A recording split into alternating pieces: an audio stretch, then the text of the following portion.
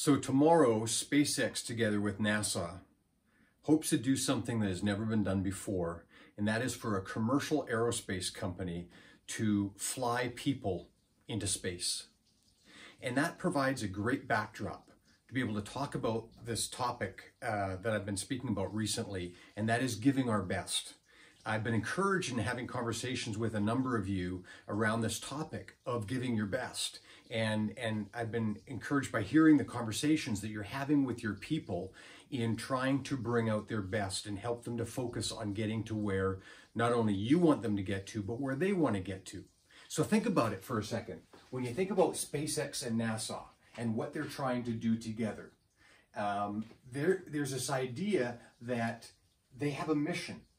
They're trying to get people to the International Space Station.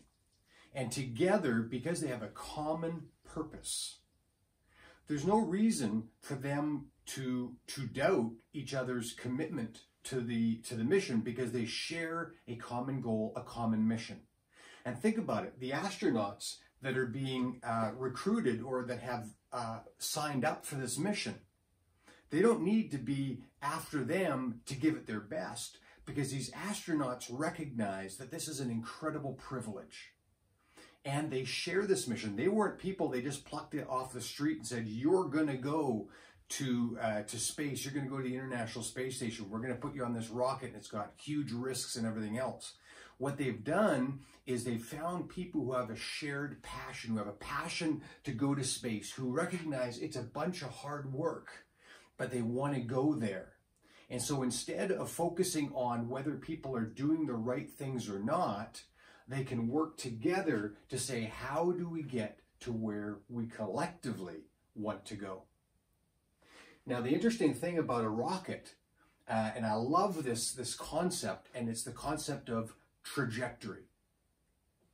When you think of a rocket, when it takes off, it's not even pointed in the right direction. It wants to end up at the International Space Station, but there's a whole lot of things that have to take place before it can properly get there. And so you've got people working together to guide that rocket. It's being propelled, and think of that like effort. The propulsion, the speed of that rocket is the effort that we put into things. But together, you've got astronauts on board, and you've got a command center, and they're all collectively working together. And when that rocket goes off track, for whatever reason, command center doesn't get all upset with the astronauts and say, what are you guys doing? Why don't you get back on track? And why? They don't do that. They say, we're off track. They collectively together recognize when they're off track, and they figure out how they get back on track together because they have a shared mission.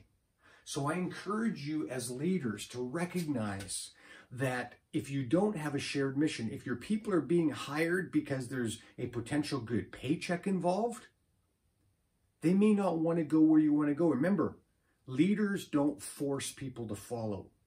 They invite them on a journey.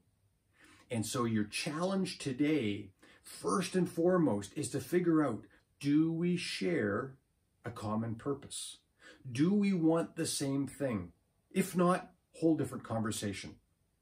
But if we do share the same purpose, the same mission, the same end goals, that's why it's important not to impose goals on your team, but to figure out what the individuals believe their goals are or what they think they can accomplish. So today I encourage you to dig deep into the conversations with your people and talk about common purpose, talk about common goals. What do your people want? And if they don't want the same thing as you, then figure out how you move in a different direction. Find people who share your mission, your vision, your common goals, and then help them to get there. But in the process, when you get on their case, when you micromanage them, when you get upset with them, all you're doing is you're spewing cortisol, and you're putting sewage into their system that does not allow them to accomplish what they need to accomplish, and they will become discouraged. So leaders, don't let your anger or your frustrations get the better of you. Rather, temper that and find ways to work with your people to achieve common goals.